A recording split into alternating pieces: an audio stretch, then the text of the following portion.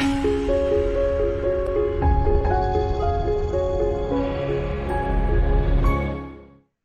right, well, let's go ahead and get started. So this is a lecture that is talking about sitting disease. And like it says, are you getting yourself sick by sitting all the time? So about me, my name is Dr. Bryan Royer. I'm a board certified functional neurologist.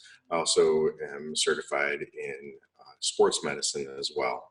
I have multiple other certifications, as you can see by all the letters behind my name. One of them ends up being a corrective exercise specialist. There are aspects to that that have to do with postural, basically assessing posture and other kinds of things in order to help to give people corrective exercises in order to help them make them better. So that is some of the stuff about me. I also teach anatomy and physiology over at Owens Community College in the area.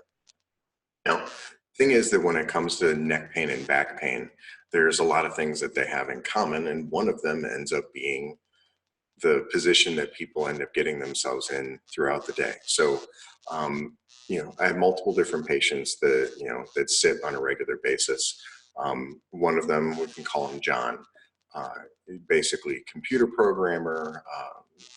He's a father, obviously loves spending time with their family, but he works a lot of hours in order to help to make sure that he can support them.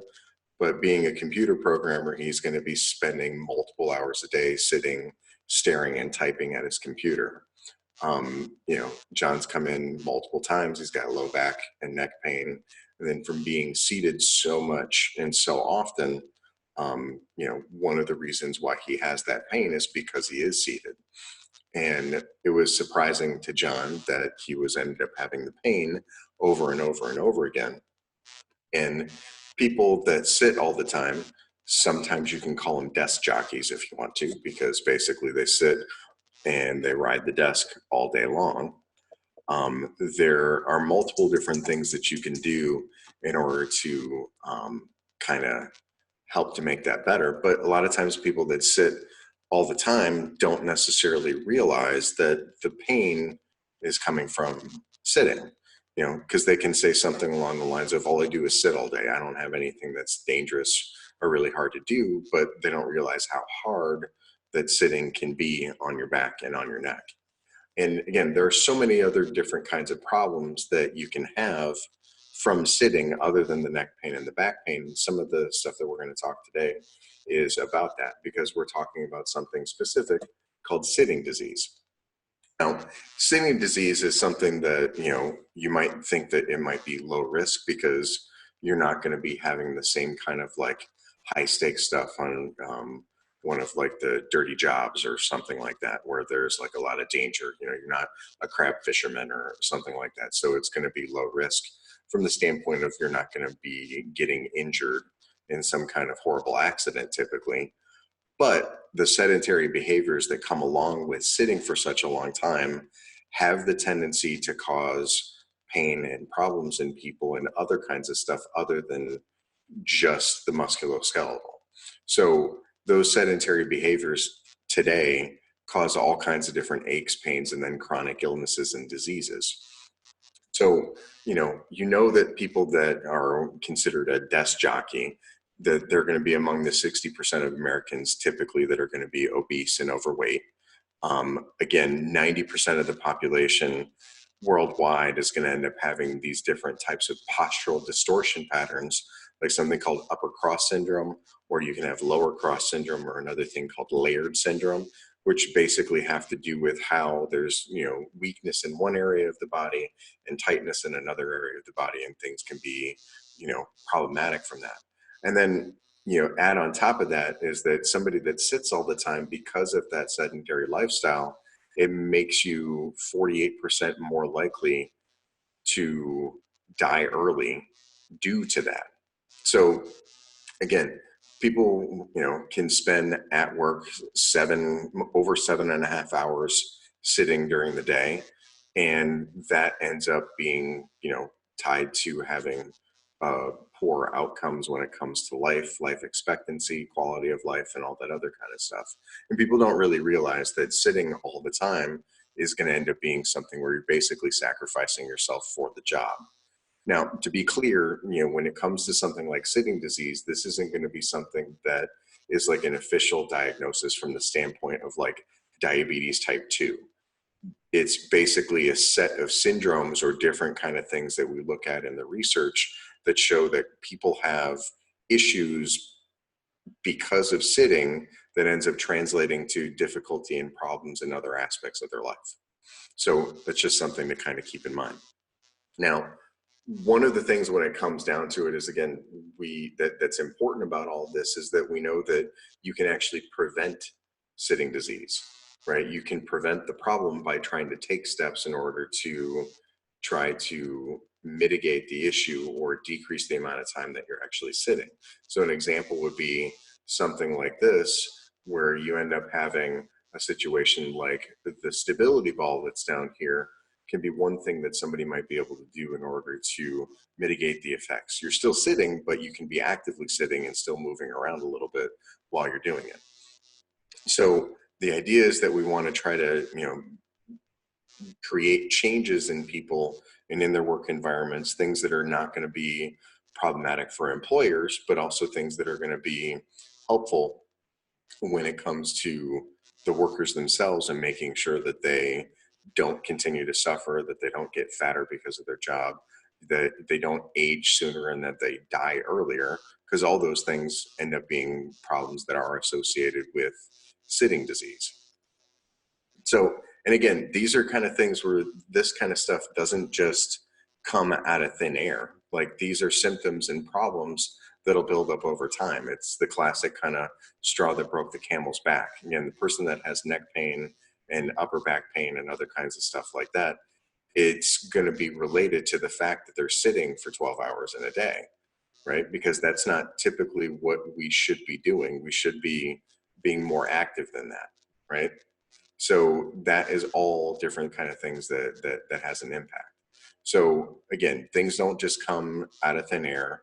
You have hundreds and thousands of straws or whatever that will stack up over time. And again, eventually that is what's going to cause the symptoms to actually show up. So for an example, when it comes to sitting, think about how often that you sit during the day. And it's going to be around 12-ish for a lot of people. Not everybody, obviously.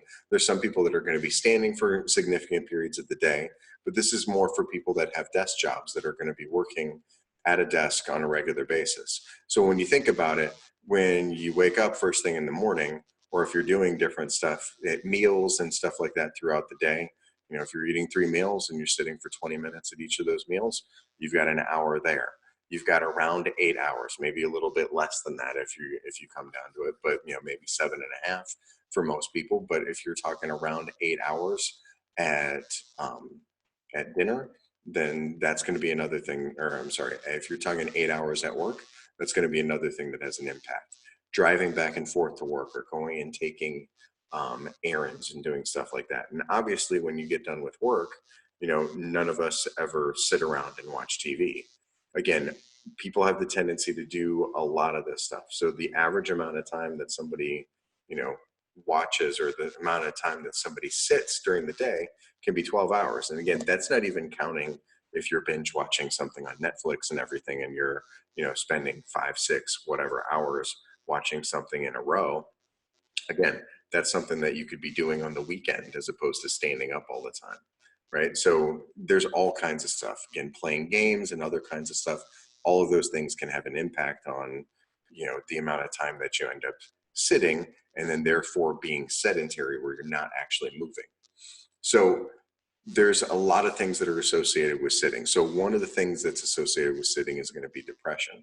And most people wouldn't think that that's something that ends up being an issue. But did you know that women who sit for more than 7 hours a day are 47% more likely to suffer from symptoms of depression?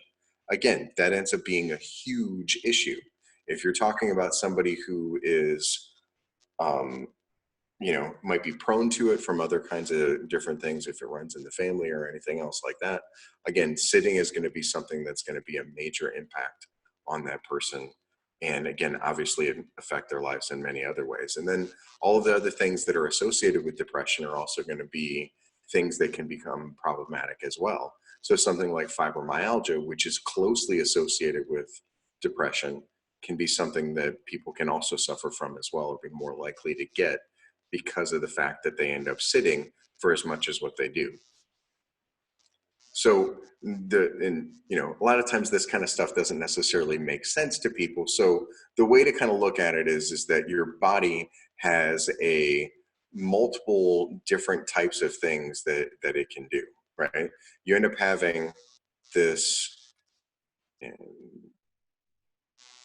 make that stay there, and it's not doing what I want it to. So hopefully it'll stay and it won't move. So, but the idea is that when it comes down to this, again, from this standpoint, if we go back just a little bit, so if we go back to this standpoint that's in through here, again, all of these different kinds of senses have an impact or an input into the body. So again, touch can have an impact in the body. Movement can do as well. Obviously, vision, taste, smell, sight, hearing, all of those other kinds of things. Again, the five senses that people typically talk about, those are listed there. There's more than five senses, but those are the ones that people typically think of when it comes to having when it comes to impacting the brain. Now, basically what happens is that your brain gets all of this information into it, and that information will help to stimulate the brain. Again, if you're not getting a lot of brain stimulation, then you can end up getting tired, and you can get all kinds of other kinds of stuff. Or if it's something that's monotonous, like a lecture that hopefully isn't boring you too much, but we end up getting information that comes into our brain. And when you get this stuff coming into your brain, your body has to take it in, and then your brain has to process it. And then when it processes it, it gives you an idea of your environment. So you kind of have a map in your mind of where things are. So if you were to close your eyes right now for a second, and if you were to like imagine what's around you, you should be able to imagine the screen that's in front of you and where approximately your mouse is if you're not touching it, or how far away the closest drawer is and what it would take in order to open it. So you have this map that's built into your brain of the things that are around it. You can open your eyes. So the idea is that we have this map of ourselves, of our internal body, but we also have a map of the outside world and the other things that are around it. And when we end up getting those maps have the tendency to actually like work together in order to basically create our reality. So if you end up having a problem with the way that your map is actually drawn, then that can create problems for you as well. So again, you have to interpret everything that you do off of these different senses, and your body uses these maps in order to figure out what's going on. And all of this is things that happen in the background. It happens underneath the radar, and you don't really know that it's happening. But when your brain looks at something, if it's not exactly accurate, then your brain can fill in the blanks on it. It can basically make stuff up. Things might not be 100% based in reality, but your perception of what's going on, and things can be off a little bit. So one of the things that ends up being an issue is that having an abnormal body position for a long period of time can end up altering how your brain actually perceives the world. And one of the things that's really, really interesting is that people that are in pain, that when you're in pain, your body has a hard time knowing what's going on in that map. So an example of this kind of stuff, and again, this is where this book is kind of important, is that this is a book that's really interesting. Again, it's called The Body Has a Mind of Its Own, How Body Maps in Your Brain Help You Do Almost Everything Better. And the idea is, and it's by, I believe it's Dr. Blakesley. As it goes on to the next one, let's scoot it back a little bit here. So it's Dr. Blakesley that's here that wrote the book. And basically the idea is that your body ends up making these maps all the time. You actually start making maps of different tools that you use on a regular basis. So if you are doing something with like a hammer, or if you're using a tool on a regular basis, or if you're taking martial arts or you're using a weapon or anything like that on a regular basis, your body will actually start to make a map of whatever tool that you're using and how you implement it in order for your body to be able to use it more effectively, which expands the maps that actually exist in your brain. But the thing that's interesting is that people that are in pain, that their body maps or their perception of different areas actually reduces. So if you end up having a hard time or like pain in your neck, for example, you can actually take something and you can actually wire up somebody so that they end up having a laser pointing off of their head. And if you have them do that and you mark a target on the wall and you have the person look straight ahead and you have them like put the laser on the dot that's up on the wall, and then you end up having them turn their head to the side. Again, this is with their eyes closed. You have them turn their head to the side and then come back.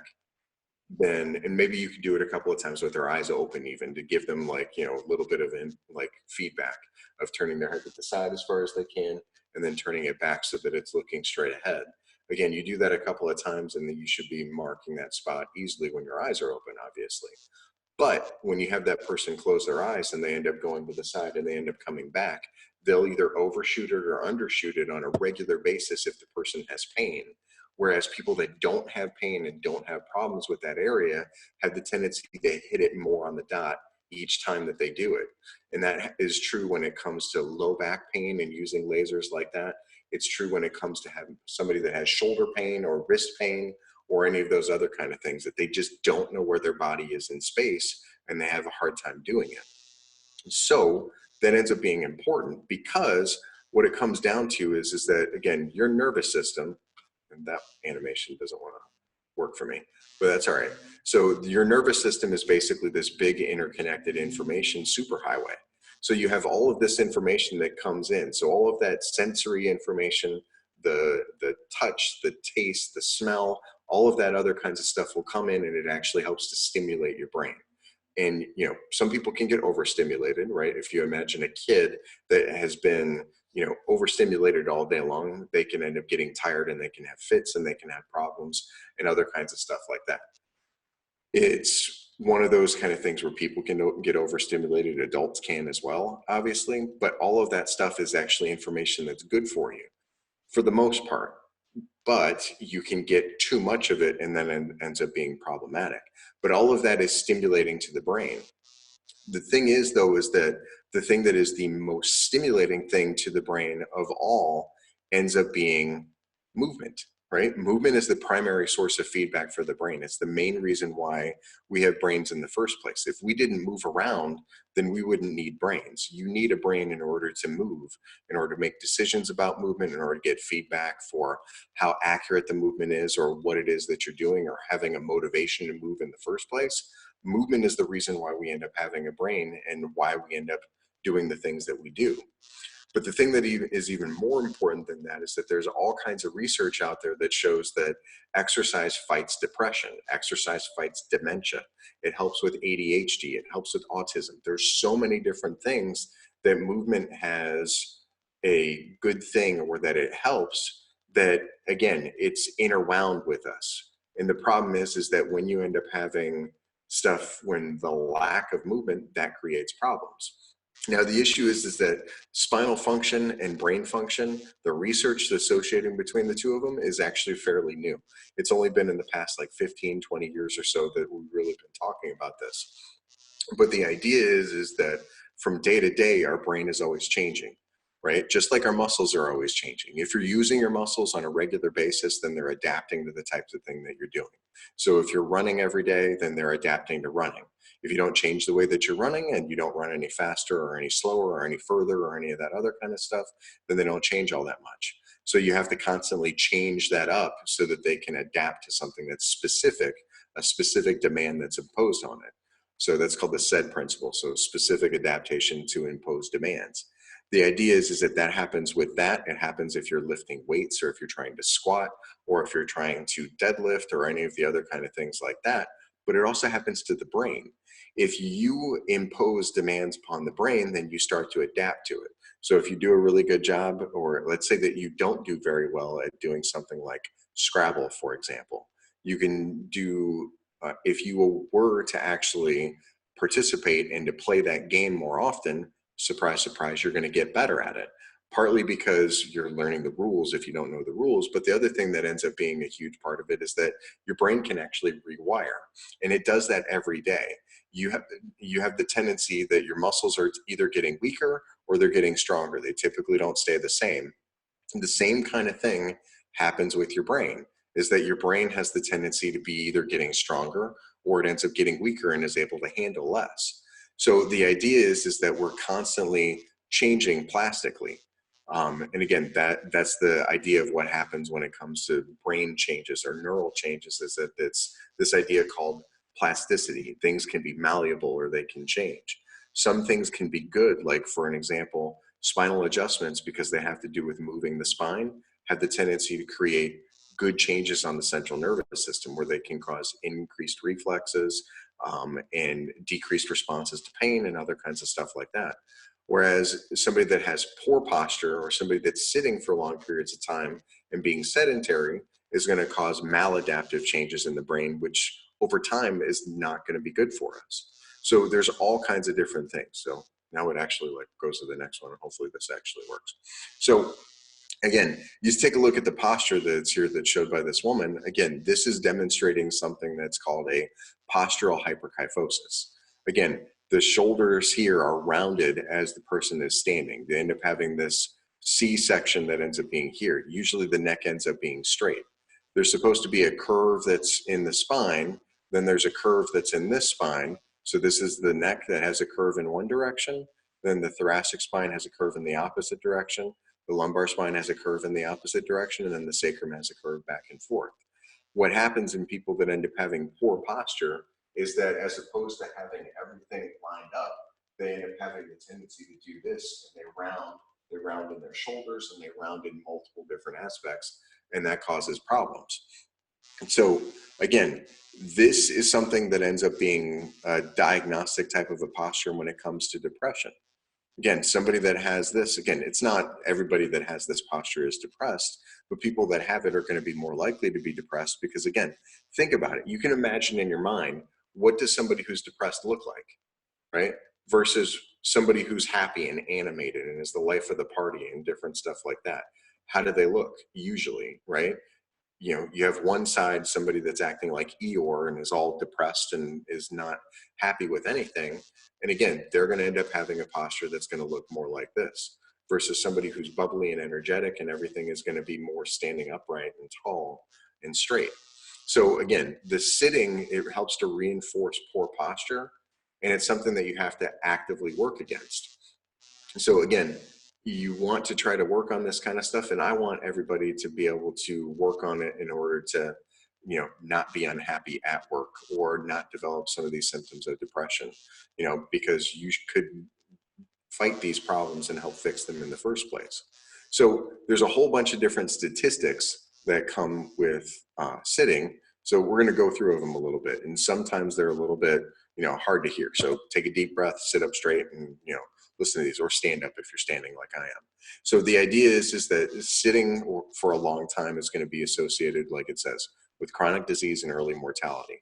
So when you go through and you look at it, is that, you know, researchers have, you know, found that it definitely has to do with early mortality.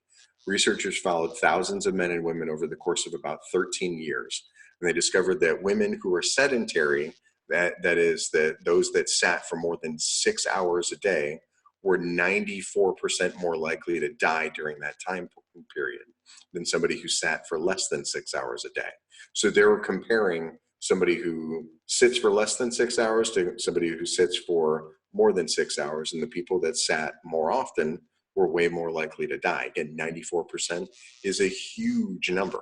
Again, 94% more likely to suffer an early death than women who were physically active and sat for less than 3 hours a day.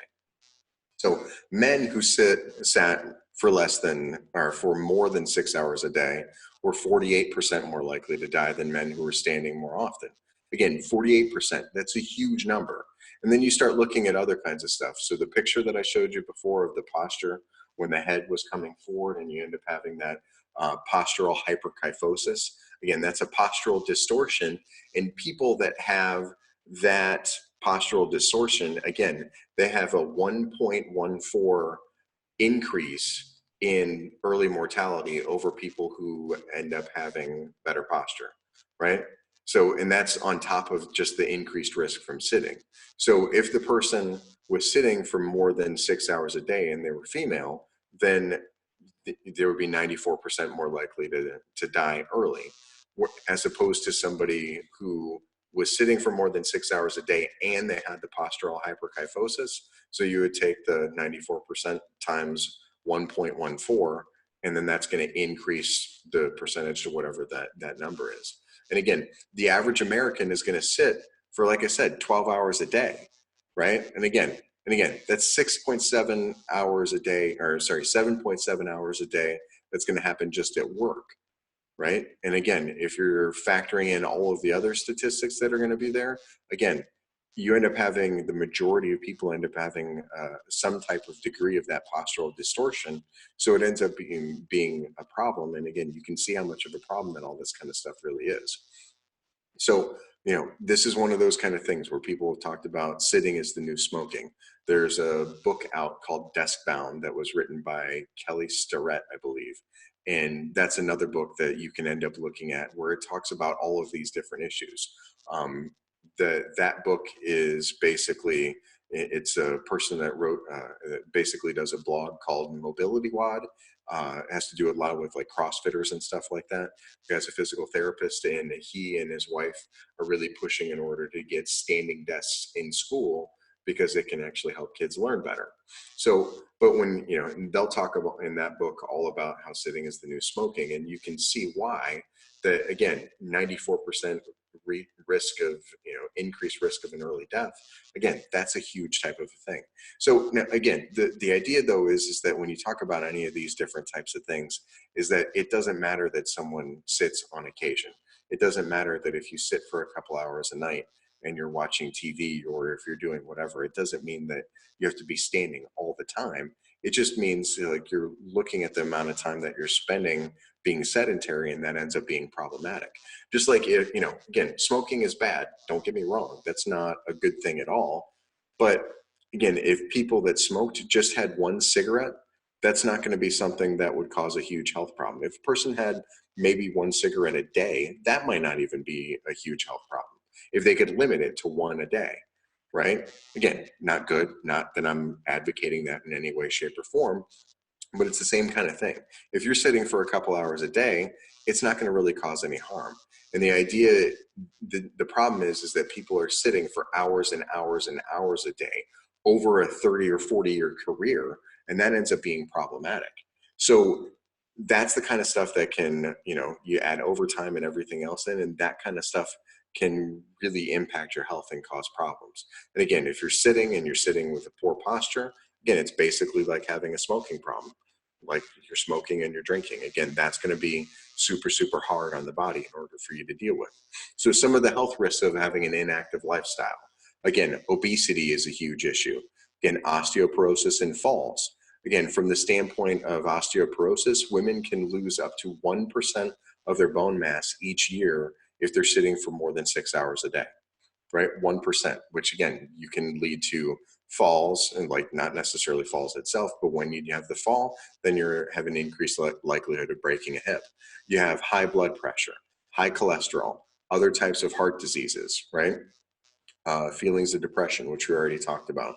Stroke ends up being another thing where a person, you know, is going to be more inflamed and they're not moving around, so they're more likely to develop blood clots, and those blood clots can, you know, go up to the brain, and those can cause a stroke.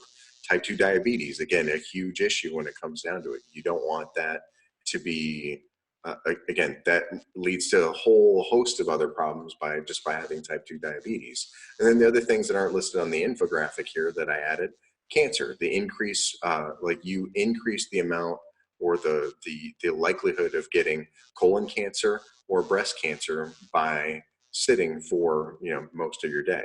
And again, when you talk about risk factors for mortality, sitting or having an inactive lifestyle is going to be the fourth leading type of risk factor that there is when it comes to mortality. So again, that's another thing to look at. So from the standpoint of trying to help to fix somebody, again, there's a couple of recommendations that we'll talk about today, and I'll try not to like scare you as much anymore, with the different statistics that we have. So again, you can prevent chronic diseases that are going to be associated with sitting by trying to get up and move more, or even if you're not able to get up, to just move more even while you're sitting there. The idea is that these tips, they shouldn't take away from your work time, they shouldn't affect your productivity, they shouldn't stop you from accomplishing goals at work, but what they can do is increase the quality and the quantity of your life. And the thing that's important though, is that because you end up moving around and movement is more important to your brain, you can actually increase the productivity that you can have as well at work. Making sure that you're taking a break so that you're not working all the time can actually like recharge you and let you actually work more efficiently while you are, as opposed to dazing and like going off and not paying attention to what it is that you're doing. And again, the idea is that adding all this stuff up together it can help prevent weight gain. It can cause multiple different issues with feeling happier, preventing chronic disease, preventing, like I said, preventing weight gain. Again, multiple different issues that are there. And again, that's going to be a win-win situation, a win-win-win. It's going to help you. It's going to help everybody that you know, right? It's going to help your family. It's going to help work because, again, you'll be more productive. So there's so many different things that can help out all of that. So that's basically some of the things to look at. So let's kind of look through it. So the idea is that trying to have a neat workplace, and the idea for neat is a non-exercise activity thermogenesis. And the idea is that thermogenesis is, again, creating heat, and the way that you create heat is by burning fat and using energy. Just like you get heat in your car by running the engine and getting it to go, again, that's going to heat up the engine that way. The idea with this is that you're trying to burn calories. So you want to increase the amount of energy that you expend while you're not doing exercise. So again, the example, the amount of energy that you use during normal daily tasks and work-related tasks, you want to increase the amount of exercise, or the amount of, again, not exercise, but the amount of activity that you do during the day in order to increase the amount, to increase your health, basically. Now, exercise is one thing that's going to be important with this, because again, if, while you're not exercising and not specific to exercise from the standpoint of at work, but if you are exercising, if you're lifting weights, if you're getting stronger and you end up having a little bit more muscle mass, then that has the tendency to actually burn more fat in and of itself. So one thing that you can do, which again, it's associated with exercise, but this would help you even when you're not exercising, is by increasing how fit that you are, actually increases the amount that you burn during the day to actually make you healthier.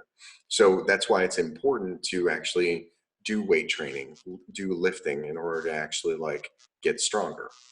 So besides that, again, a person that is obese versus a person that's non-obese, one of the main differences is that people that are not obese have the tendency to move around for about 2 to maybe 2.5 hours more per day than somebody who's obese. Again, they're walking, they're standing, they're doing 2 hours more of walking and standing than somebody who has the tendency to be obese. Again, that doesn't mean that they do it all at a time. It means that you add it together, is that they do 5 minutes here and they do 10 minutes here and then 15 minutes there, is that it's all not one all at one time that they have to just walk, but you're doing it more and you're breaking it up.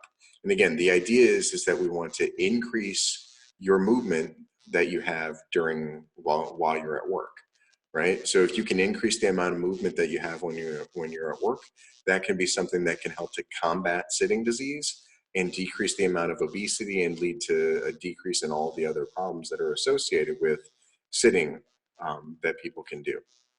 So the first thing that we can talk about you doing is doing these posture breaks. So posture breaks is going to basically be going through and giving yourself a reminder, and then every so often throughout the day, you can go through and you can do a posture break. The idea of going through a posture break, again, you want to kind of combat gravity, kind of combat that type of position that you get into when you're driving, right? And you end up rolling and your head comes forward and your shoulders roll forward. When you're sitting, if you're studying, when you're looking on your phone, all of that kind of stuff that has the tendency to kind of roll you in forward like this. Again, it's trying to combat gravity and try to go opposite of that. So one of the posture breaks that we can do is an exercise called Brugger's. It's a Brugger's postural exercise, and basically what you're going to do is just like it shows here in this video. You take your arms out to the side, you're going to take your shoulders and pull your shoulders back, and you're also going to pull your neck back. So the way that the exercise looks is that if you're going to be, bring this down just a little bit so you can see it just a little bit better. So the idea is that if you're here on the side like this, you're going to get in this position, your arms out to the side, you're going to pull your shoulders back as far as you can, pull them down. So it's not just backwards, it's not just this, right? But you're also going to pull them back and down and try to bring them down towards the ground, almost like you're like lifting up on something. So you bring them back, you bring them down, you hold that position, and then you bring your arms out to the side like this. You can pretend like you put like soup bowls in your hand and you're holding 2 bowls of soup.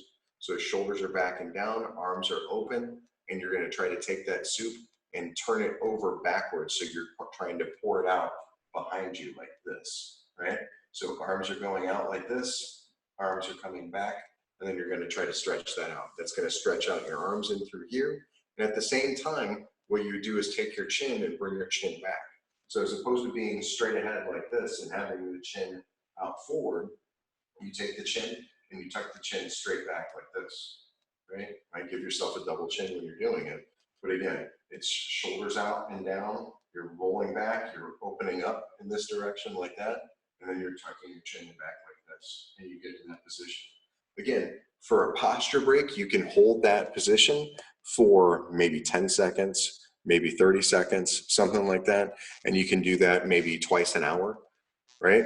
You can have these little micro breaks that you can do in order to take these breaks. Again, so you want to go through and you want to do all that. Again, that should feel good. It should feel like it loosens you up a little bit and makes it so that, you know, it feels good. You can sit up a little bit straighter, maybe take a big, deeper breath in, different stuff like that. So it can help to reset your levels of alertness by going through and doing these kind of breaks. So again, just doing that in and of itself can be something that you can do.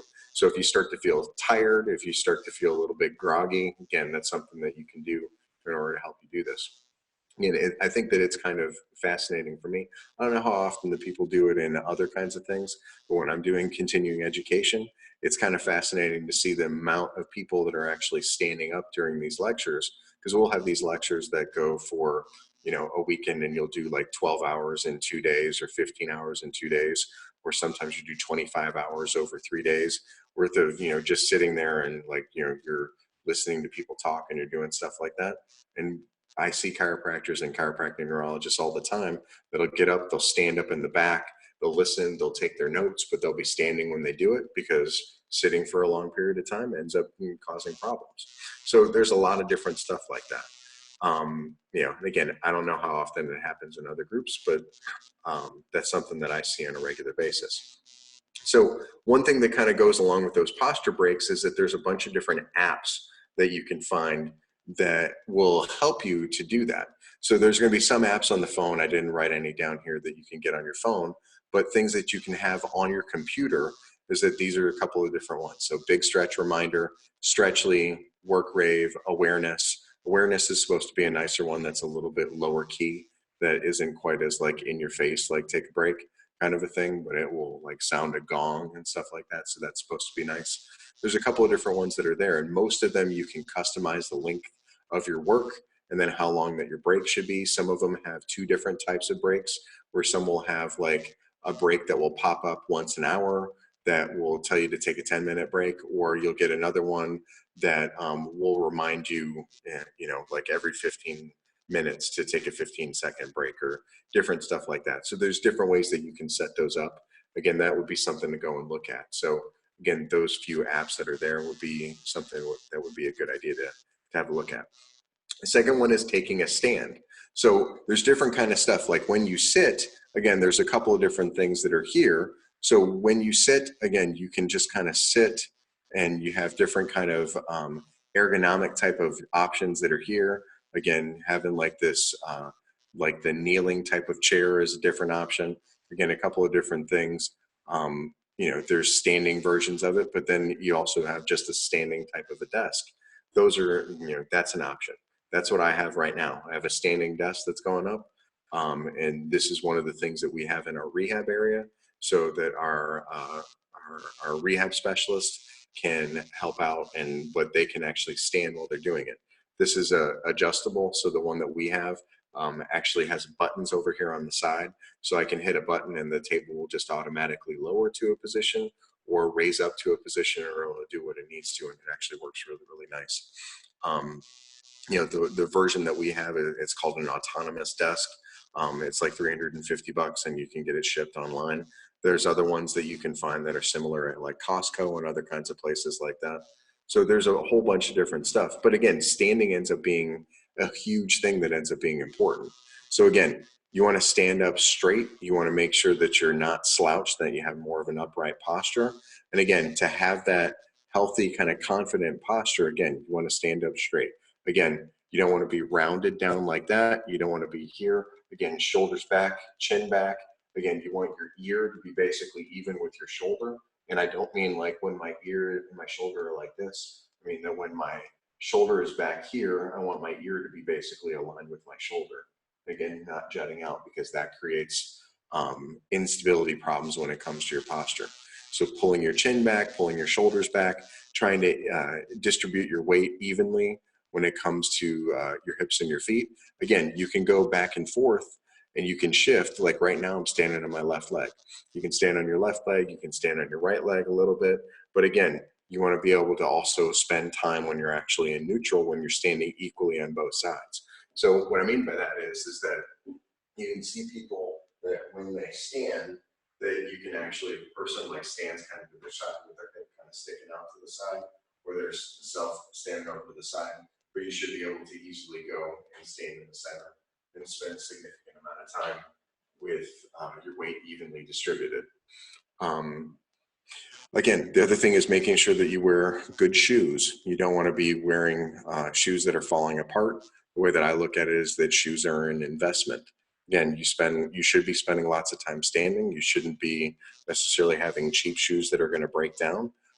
You need to make sure that you're buying shoes that hold up, things that aren't creating foot pain, things that aren't causing your posture to come in and making you pronate and have all kinds of other kind of problems. So again, invest in good shoes. Again, you can also have a mat that you can stand on for a cushion for your feet.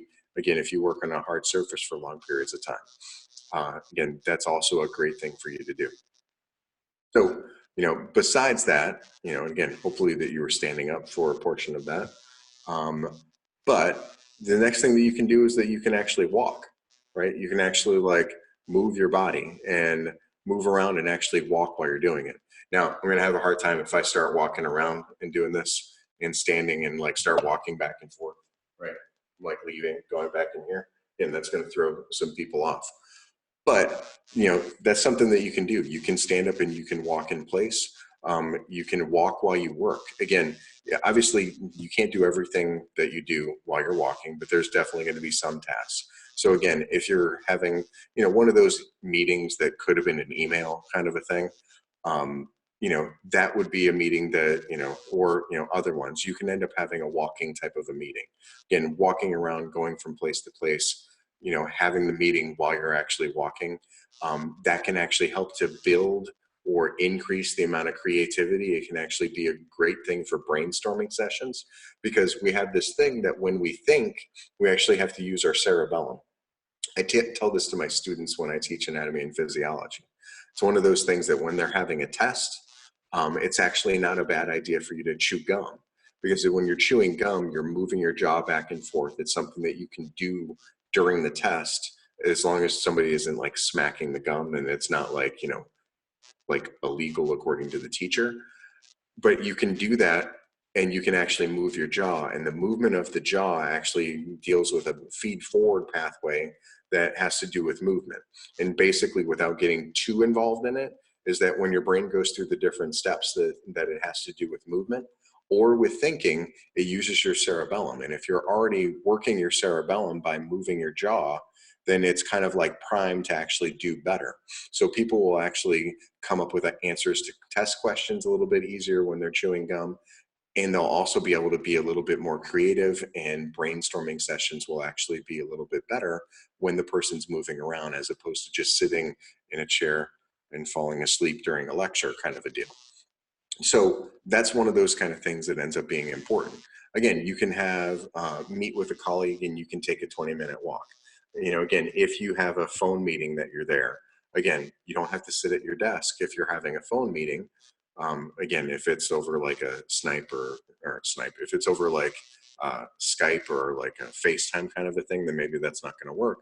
But when it comes down to it, you should be able to walk and talk at the same time. And again, if you can go walk outside, great. If you can't walk outside, then walk around your desk. Again, you can still go in the office. You can even walk in place if you need to.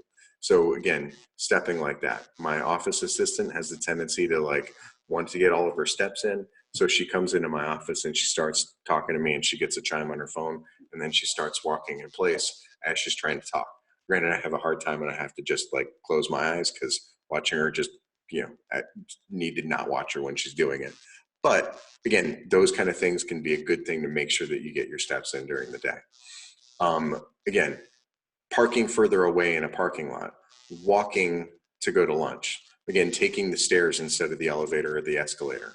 Again, all of that kind of stuff adds up over time and increases the amount of expenditure of energy, again, that NEAT expenditure that we talked about before, and also helps to prevent obesity and helps to prevent chronic disease. So if you've been standing in, this whole time, you can go ahead and sit.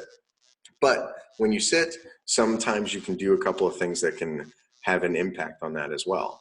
So again, if you're sitting, be mindful of how you're sitting. Again, don't just plop down in your chair. You want to sit down in a controlled movement, right? You want to make sure that you're sitting properly. So one of the ways that you're going to do that is that you're going to control it. You don't just plop down. You're going to use all of your muscles to control the movement. So I'm going to flip on a light here real quick so you can see. Hopefully you're not being blinded by the overhead lights here. But basically this is going to be one of those things that you're going to do. As opposed to sitting and just plopping down in a chair and just kind of doing one of those kind of things, what you want to try to be able to do is you want to try to sit in a controlled manner. So you want to try to be able to come down and slowly move yourself down. And then again, the same kind of thing where you're coming back up is that you want to try to be able to just shift your way forward. And then when you shift your way forward, to be able to drive yourself up with your legs in order to actually be able to stand up. We'll talk about that again in a second. But again, that is the general way that you want to actually go to sit and stand back up.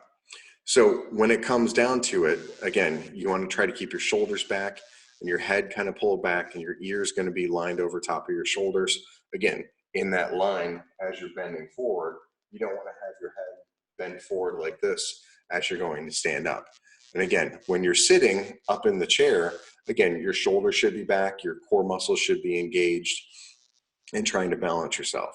Again, other ways that you can end up having an active sitting type of role is that you can end up moving your hips back and forth. You can move your hips side to side, right? You can move around in your chair in order to help, improve your mobility and burn more calories when you are sitting. And again, some of the ways that you can do this is like it shows here, sitting on an unstable surface. So you can sit on a balance ball that can be part of it. Again, if you're doing this, just like anything else, if you're sitting all the time, it doesn't matter if it's a balance ball or if it's a regular chair, sitting all the time isn't going to be a good thing. But sometimes when you sit, if you use a balance ball, that's actually a good thing. So if you use a balance or an exercise ball, if you use a postural cushion, or I don't see it right now, but we have a vestibular disc that we'll use that will have it, which is basically like an air cushion that you can sit on. That can be something that you can provides a little bit of instability. Again, all of that kind of stuff, it can let you move a little bit more when you're doing that. So again, you're going to burn more calories when you're sitting, when you're using a ball or a cushion, than when you're just sitting slouched and resting on your ligaments and stretching them out and making everything worse. And again, this is definitely an option. If you have the ability to sit on an exercise ball, that's a fantastic option. You can have an exercise ball and a regular chair in your office. Sit on the exercise ball for a little while, then roll it out of the way, and then put the other chair in there for a little bit. And again, there's all kinds of different stuff that can happen with that. And all those can be good things. So other exercises that you can do at your desk, while I wouldn't necessarily say that you need to get weights and start doing, overhead presses with them. But again, there's still multiple different things that you can do when it comes to your exercises. So again, you can do this, and again, the sitting up and the standing up out of a chair, like what we showed before. Again, you don't want to do it wrong. So let's show that a little bit again. So when it comes to sitting, this could be another issue. Again, when you're doing it, you don't want to, come down and do that on a regular type of a basis. Again, using your hands isn't always necessarily a bad idea, but you don't want to bring your head down, and you don't want to, sit with a poor posture and slump yourself down into the chair. Again, being upright when you're doing it, bending forward at the hips and not at the back when you go to stand up. Again, all of those are going to be different things that are going to be good. You don't want to get like that kind of a thing. Isn't going to be a good way to stand back up.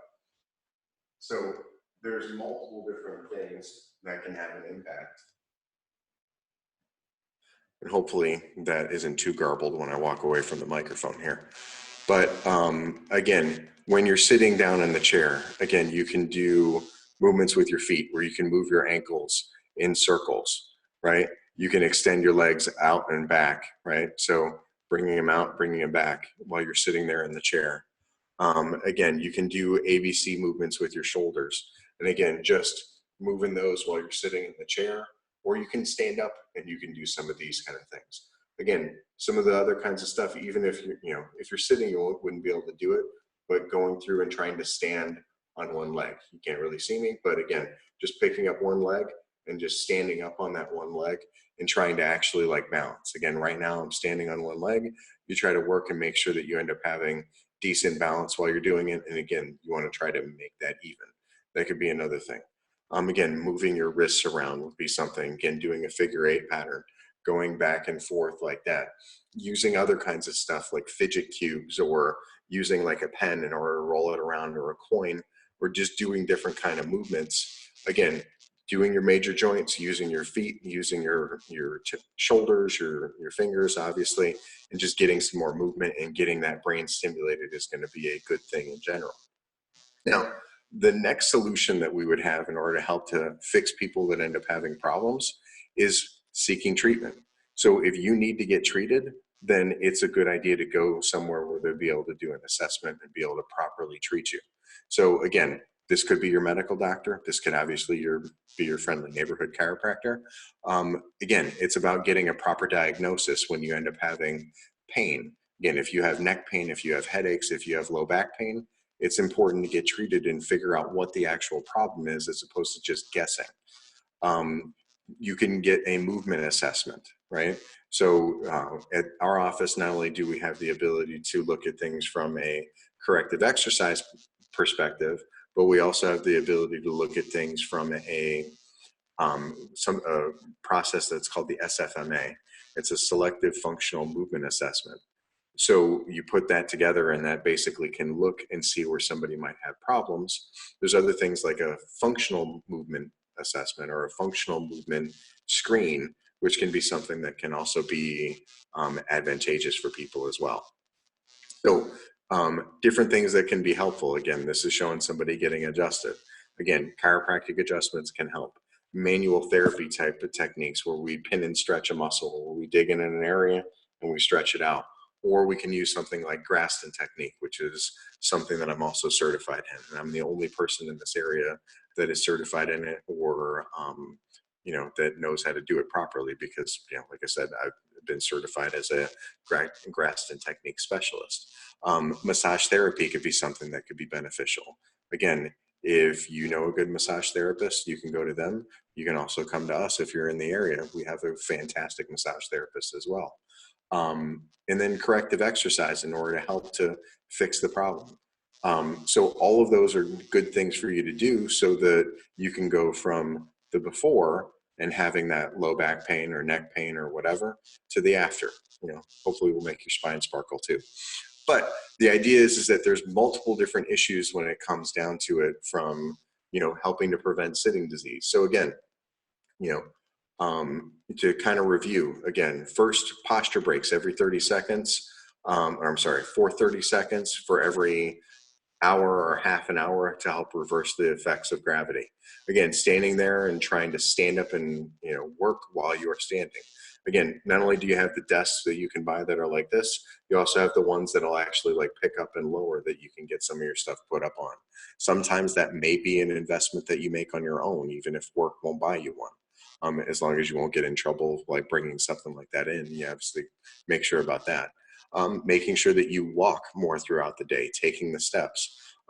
Today I had my son had his well check for his pediatric appointment, and I happened to have our office right next to the ProMedica Health and Wellness, which is here with his pediatrician.